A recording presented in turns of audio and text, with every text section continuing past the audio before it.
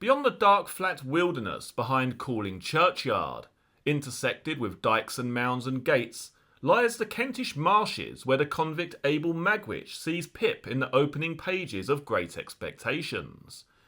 Beyond the marshes where the young Dickens saw the gibbet swing lies the Thames estuary, and beyond that, Essex in the dark flat wilderness of the East Tilbury marshes.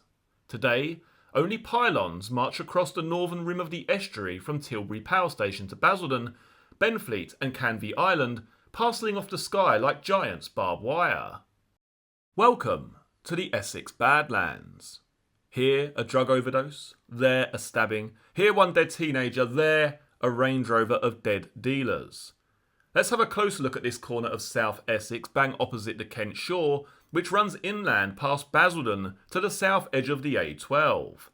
Here, if you care to look in the right places, you will find a species of terror as nasty as, no, far nastier, than anything in Great Expectations. Our story of everyday life in the Essex Badlands starts in Basildon New Town, a concrete crime against humanity committed in the early 1960s as a utopian act to free EastEnders from the filth and depravity of London. You can see what happened to Basildon in microcosm by studying Maurice Lambert's mother and child statue, which adorns the town centre. The pondlet from which the statue nobly arises has become a communal litter bin for crisp packets. Basildon is not just a dystopic mistake though. In the past 3 elections it has been the weather vane marginal constituency, serving notice on the rest of the country of 5 more glorious Conservative years. Next time though, David Ames MP won't be in his usual place. He's quit for another less marginal constituency. Unlike some of the other new towns though, Basildon has been lucky to ride the South East metropolitan tiger. Unemployment is not too bad. Prosperity, of sorts, evident from the Escort XR3s ripping up the A127. It's boring to walk out of the door in Vange, a suburb of Basildon to the south of the town centre. You leave through the first floor window and splinter your legs when you land 17 feet below. At least that's how Reggie Nunn leaves 65 Holland Walk in Vange. On a fine summer evening, 30th of July 1993, he hobbles away and crawls into the front door porch of a neighbour. A woman answers the door and sees Nunn, whose face on a good day looks as though it's been bashed in by a shovel 16 times. This, however, is a bad day. Nunn's face has been hot cross-bunned by a narrow-bladed fencing sword, his right ankle has been turned into a semolina pudding of flesh and bone by the fall. He hollers in pain for help. But she leaves him in the porch and closes the door. This sequence was caught by a police closed-circuit TV camera. The rest of the film shows the estate in Vange to be quiet, boring and normal. A paperboy comes and goes, some school children return home. The sudden eruption of a terrified limping nun into the frame is surreal. His ordeal eases when another neighbour, perhaps summoned by the first one who closed the door, comes to his aid. Next, the video shows a gang of maybe 10 toughs exiting right into their fancy cars. Then a young woman, handsome even through the video fuzz, gets into another car. Finally, the occupier of number 65 leaves his home, strolls over and gets into the same car and drives away. Meet Jason Lee Vella, then just 22, psychopath, drug dealer, sadist, depilation freak bred in the bleak marshland of East Tilbury, but now renting in Vange. Behold the demon barber of Basildon. Nunn had his reasons to throw himself out of Vella's window. He had been found guilty by a kangaroo court, with Vella, a creepily handsome 5'8" control freak of Maltese extraction, judge, jury and Lord High Executioner. Nunn's crime arose from a dispute over his selling of 1,000 tabs of ecstasy, given to him in Essex, which were bound for the Scottish market. The market price for E is between £10 and £15 a tab. Had Nunn done the business correctly, he would have sold the goods and paid Vella's gang £7,000 wholesale costs, pocketing £8,000 profit for himself, less expenses. Instead, Reggie being Reggie, he blew all the money on having a very, very good time. Nunn's problem was that he was a drug dealer too. He couldn't go to the law because he would have to admit trading in illegal substances. He wasn't exactly a natural walk-in for a £7,000 overdraft. So Vella's law for the drug dealers was Essex law, and it wasn't very nice. After the guilty verdict had buzzed around the inside of Vella's head, he leaned behind his sofa and came up with an épée. "Why'd you do it, Reggie?" Vella asked and slashed Nunn across his left cheek. Nunn screamed. Vella then became all punctilious about his furniture. "There's blood on my settee." Vella's taste in home decor leaves something to be desired. Fake chandeliers, floral sofas, ruched net curtains all speak of naff gangster chic. Vella returned to the attack. "Stop whimpering like a little boy." Another of the gang punched and kicked Nunn several times in the head. Vella slashed him with the épée again, certain this was the end. Nunn stood up and rocketed across the room. Someone tried to grab his leg, but Nunn wriggled free and leapt through the window, which was closed at the time. Nunn wasn't the Demon Barber's first victim by any means. One unfortunate was shot in the chest at point-blank range with a handgun. When he recovered after hours on a life support machine, no complaint was made to the police. A 21-year-old victim had his head shaved and the backs of his hands burnt with a hot iron. No complaint. Another was given a Glasgow smile. He was sliced from ear to mouth on both sides of his face with a Stanley knife. No complaint. And one victim had a broomstick shoved up his backside before being forced into a duck pond and ordered to swim out into the middle and catch a duck. Again, no complaint. No complaints from Vella about his lifestyle either. He did rather well, considering he left his Catholic school in South Ockenden at the age of 15 and never had a proper job other than helping out his dad Charlie on the market stalls.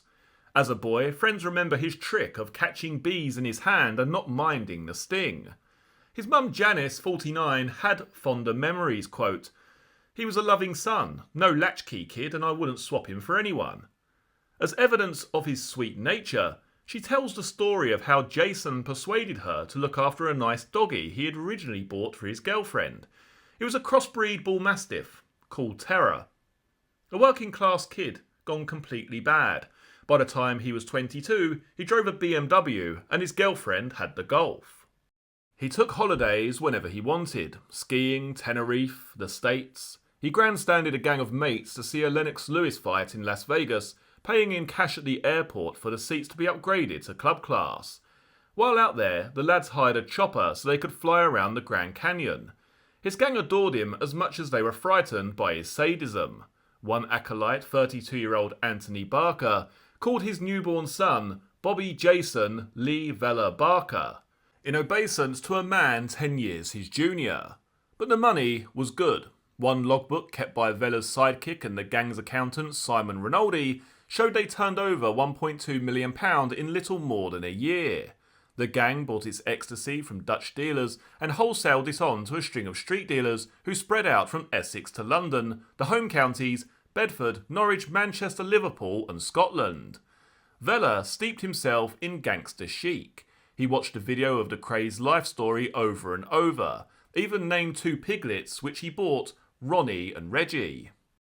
His other favourite film was Scarface. Vella watched Scarface again and again till the colour bled black on white. But best of all, Vella loved to humiliate his victims by snipping, cutting, slashing and trimming people's hair. One wretch, let's call him Trevor, was invited around for a drink. That's what the craze used to do, have a meal with the target then rough him up, premeditated violence, maximum control. Vella and 2 friends took Trevor to the lakeside shopping complex at Thurrock, just next to the M25, where a Polaroid camera was bought in Trevor's name. They smoked some cannabis in the car, then took Trevor to a smart 4-bedroom house in Corringham east of Tilbury and due north of Mucking Flats.